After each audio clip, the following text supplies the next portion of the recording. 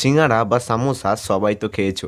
কখনো এই রকম স্প্রিংয়ের মতো সিঙ্গাড়া খেয়েছো কি? আজকের ব্লগে তোমাদের একটা নতুন ধরনের সিঙ্গাড়া বানিয়ে দেখাবো। সিঙ্গাড়া বানানোর জন্য প্রথমে সেদ্ধ করা আলু নিয়ে নিয়েছি।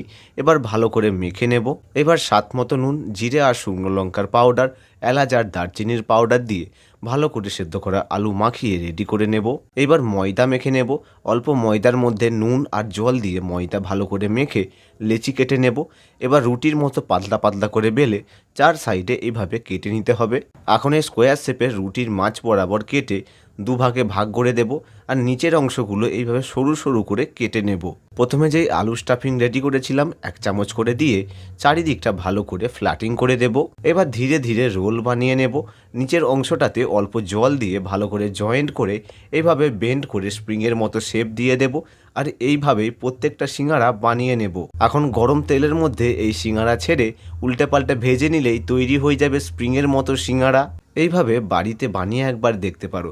গরম চায়ের সঙ্গে এই রকম সুন্দর একটা সিঙ্গাড়া থাকলে চা খাওয়ার মজাটাই আলাদা হবে।